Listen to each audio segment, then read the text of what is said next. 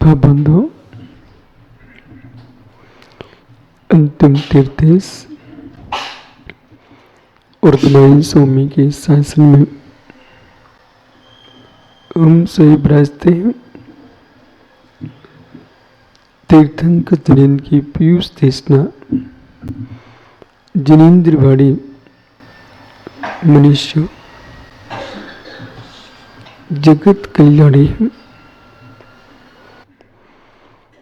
भगवत अरहत परमेश्वर तीर्थंकर दिनेश्वर देव ने विश्व वसुंधरा को वस्तु की वस्तु का सत्यानुभूत प्रदान किया है। जगती पर प्रत्येक प्राणी स्वतंत्र है, जन्म के लिए स्वतंत्र है, मरण के लिए स्वतंत्र है। शायद प्रत्येक संसारी प्राणी परतंत्र है। सोचता है हम स्वतंत्र हो रहे हैं,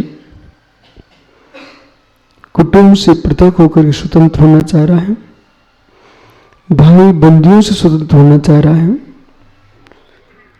गुरु शिष्य गुरु से स्वतंत्र होना चाह रहा है। ये स्वतंत्रता नहीं है, ये अपने आप को स्वच्छंद करने का मन है। स्वतंत्र होने का लक्ष्य जिनका है, उस स्वतंत्रता पर विचार करना चाहिए। एक क्षण को कोई मन में विकार न आए, थोड़ा जीते जी जियो, संभल के जियो, परीक्षा प्रज्ञा के साथ जियो, आत्म आलोचना के साथ जियो, आत्मलोचन के साथ जियो।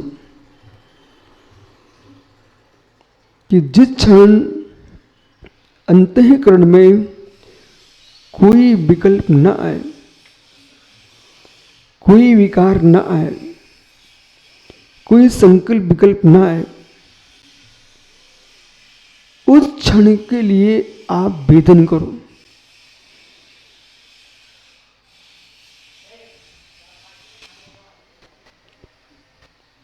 इस समय हमारी अनुभूति क्या चल रही है? सभी संगी हो, पंचेंद्रिय हो, समझदार हो, मनुष्य हो, जो मैं यहां कह रहा हूं उसके साथ आप बहना प्रारंभ करो। एक क्षण को कसाय की मंदता में मन में विकार नहीं आ रहे हो, जिस क्षण, उस क्षण की अनुभूति लो। जैसे अभी आप यहाँ उपदेश सुन रहे हो, उपदेश के काल में कहीं चित्त नहीं जा रहा है, आप ऐसा विचार करो मैं प्रवचन सुन रहा हूं।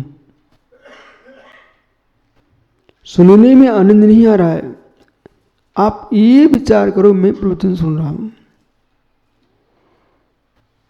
और मैं प्रवचन सुन रहा हूं, इसमें क्रोध नहीं आ रहा है, मान नहीं आ रहा है, मायाचारी नहीं आ रही है, लोभ कसाय नहीं सता रही है, काम विकार नहीं सता रहे हैं, तो क्या है? जब ये नहीं है, जब ये नहीं है, तो मुझे आवश्यकता किसकी है? नहीं समझ में आ रहा है जिनेश्वर जी? ये नहीं है, लोभ नहीं है, क्रोध नहीं है, मान नहीं है, माया नहीं है, छल कपट नहीं है, विकारी भाव नहीं है, राग द्वेष नहीं है। हे मित्र, अब आपको क्या चाहिए?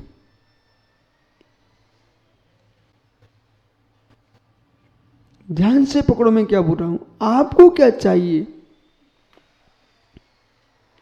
जब लोभ नहीं है तो ये चाहिए क्या?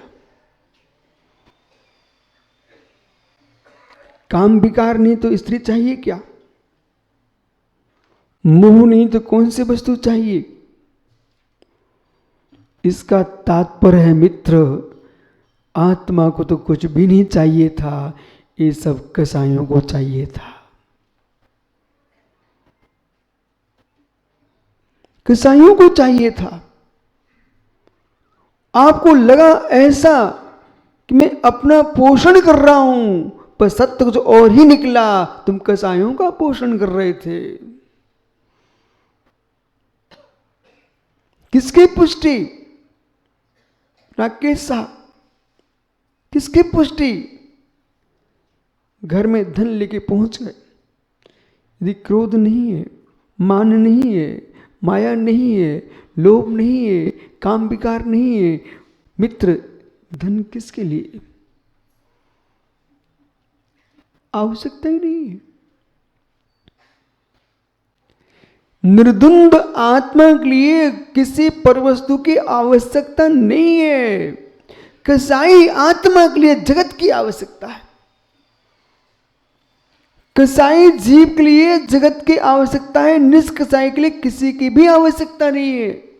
और एक ऐसा पल आता है योगी के पास, उसे अपने शरीर की भी आवश्यकता नहीं होती है। जब शरीर की भी आवश्यकता, ध्यान दीजिए मैं कहां ले जा रहा हूं आपको। अभी तो आपको मैंने कुटुंब से दूर कराया, धन धरती से दूर कराया है। अब आइए मित्र, मैं हूं, मैं हूं, मैं हूं,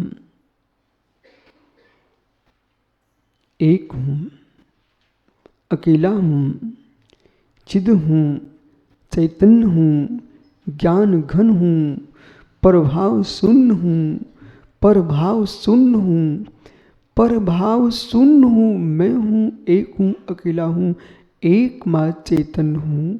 मेरे में स्पर्श नहीं है, मेरे में गंध नहीं है, मेरे में वर्ण नहीं है, मेरे में मित्र किसी प्रकार का शब्द नहीं है। मैं एकमात्र अलंग ग्रहण हूं। अब मैं क्या हूं? क्या मेरे में शरीर की आवश्यकता है? भूत चतुष्टय से शरीर उत्पन्न हो सकता है, वर्ण रस गंध वर्ण आदि से युक्त शरीर हो सकता है। चैतन्य में तो कुछ भी नहीं है। इसलिए है मित्र, जो मैं हूं वह शुद्ध एकत्वभूत हूं। मुझे अपने लिए कोई आवश्यकता नहीं है। आत्मा को तो शरीर की भी आवश्यकता नहीं है। ज्ञानियों, आत्मा को तो शरीर की भी आवश्यकता नहीं है। आत्मा के लिए तो शरीर की भी आवश्यकता नहीं है। शुद्ध आत्मा शरीर निरपेक्ष है। शुद्ध आत्मा शरीर शून्य है। द्रव्य कर्म, भाव कर्म, नौ कर्म से शून्य है। जो आवश्यकता है वो मोह को है। आवश्यकता मोह को है, आवश्यकता राग को है, आवश्यकता द्वेष को है। आत्मा को किसी की आवश्यकता नहीं।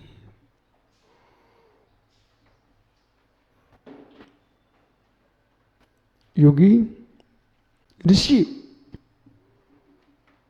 जंगलों में, वनखंडों में, पर्वत की श्रृंखलाओं में, शून्य स्थानों में जिस आनंद में रहते हैं, मित्र आवश्यकताओं से शून्य जीता है। विधायक जी, आवश्यकता से शून्य जीता है, वो ही आनंद में जीता है। आवश्यकताओं से शून्य में जीता है, वो ही आनंद में जीता है। आवश्यकता की आवश्यकता जिसके मस्तिष्क में आती है, वहीं से दुख प्रारंभ हो जाता है। आपको आवश्यकता नहीं थी, आत्मा को आवश्यकता नहीं है। विकारी भावों को दुनिया की आवश्यकता है। योगी बनने का लक्ष्य, साधु बनने का उद्देश्य सबसे पहले विकल्प शून्य होना। मोक्ष का आनंद किससे आएगा ये तुमने नहीं देखा। कर्मों से मोक्ष चाहने वाले कभी मोक्ष नहीं जा पाएंगे। कर्मों से मोक्ष चाहने वाले ज्ञानियों कभी मोक्ष नहीं जा पाएंगे। पिताजी की चुनौती, उनके दादा को चुनौती है कि कर्म से तुम मोक्ष जा सको। कुछ लोग कर्मों से मुक्ति चाहते हैं सर, लेकिन इच्छाओं से मुक्त नहीं होना चाहते। कर्मों से मुक्ति चाहते हो, उसकी दशा वो है, उस शराब के नशे से मुक्त होना चाहता है पर शराब छोड़ना नहीं चाहता। मतलब मैं शराब पीऊं लेकिन नशा नहीं आना चाहिए। मित्र तू शराब छोड़ दे, नशा अपने आप नहीं आएगा। ऐसे ही कर्म से मुक्ति चाहते हो और दुष्कर्मों को छोड़ना नहीं चाह रहे हो, कभी कर्मों से मुक्ति नहीं मिलेगी। कर्म से मुक्ति चाहिए है तो दुष्कर्मों से अपने आप को मुक्त करना पड़ेगा। इच्छाओं से मुक्त नहीं होगे, इच्छाओं से मुक्त नहीं होगे तब तक विश्वास मानिए कष्टों से मुक्त नहीं हो सकते हो। संसार में ऐसा कोई द्रव्य नहीं है जो जीव को कष्ट देता हो। ब्रह्मांड में, लोक में ऐसा कोई भी द्रव्य नहीं है, कोई वस्तु पदार्थ नहीं है जो किसी को दुख दे रही हो। ये पेंसिल तुम्हें सुख दे रही है कि दुख दे रही है? सागर मुमुक्षु विधायक जी, ये पेन आपको सुख दे रहा है क्या, दुख दे रहा है क्या? क्योंकि अभी आपकी जेब में नहीं पहुंचा, इसलिए दुख भी नहीं है, सुख भी नहीं है। और आपकी जेब में पहुंच जाए और फिर सागर खींच ले जाए,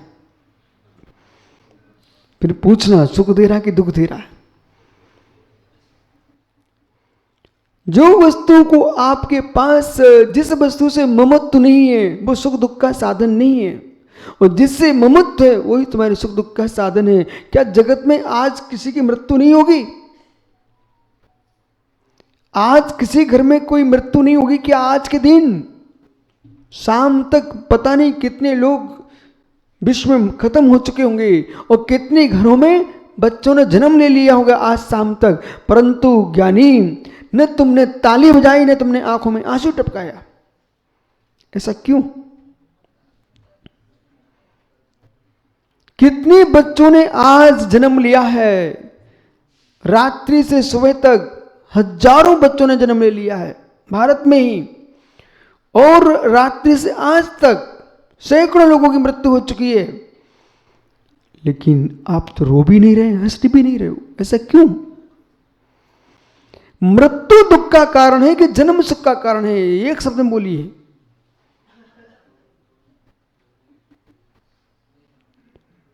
मृत्यु भी दुख का कारण नहीं है, जन्म भी सुख का कारण नहीं है, ममत्व दुख सुख का कारण है। मरण किसी का दुख देता होता तो पड़ोस में मरण होता तुम घर में रोटी खाते हो, और जन्म किसी का तुमको आनंद देता होता तो पड़ोस में थालियां बज रही हैं, आप उदास बैठे हो।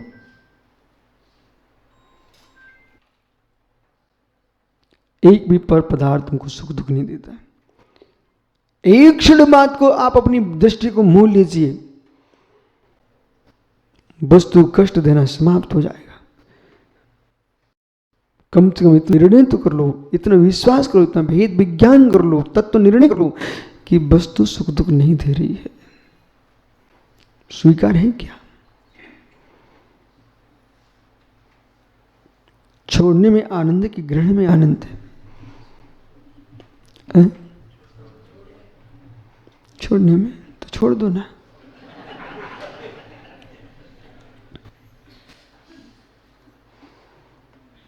बिना ग्रहण किए तुम जी सकते हो,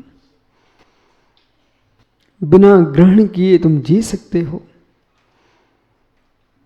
मुराद मास मास के उपवास कर लेते हैं पर बिना छोड़े नहीं जी सकते हो। जिनेश्वर जी, मित्र कल भोजन किया था क्या आपने? किया था। कहाँ है वो? कहाँ है? तुम्हारे बेटे की माँ ने रुच रुच करके कितना सुंदर सुंदर भोजन बनाया। तुम कैसे अभागे आदमी हो? वो कहाँ है? बोलिए ना। ओहो,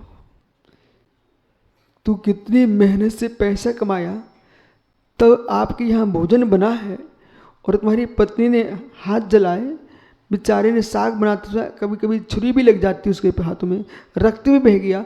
कितनी मेहनत से भोजन बनाया है, और तुम कैसे आदमी छोड़ के आ गए? उसको सुरक्षित रखना चाहिए ना।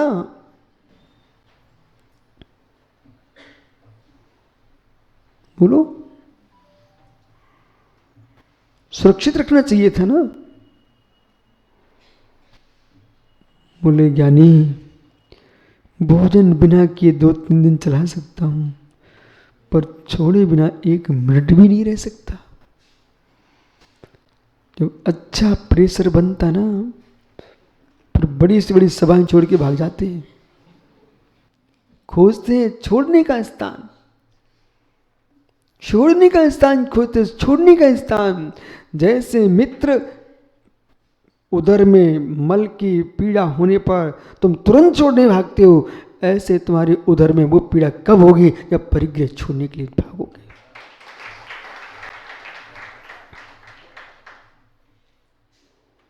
समझो जिनसेन जी, उदर में पीड़ा जिस दिन होगी तो मठ छोड़ के चल दोगे। अभी उदर में पीड़ा नहीं हो रही बेटा, अभी ऐसी ऐसी है, यथार्थ में नहीं है, यथार्थ में नहीं है। अरे भगने का मतलब कहीं नहीं भगना, यहां बैठना है।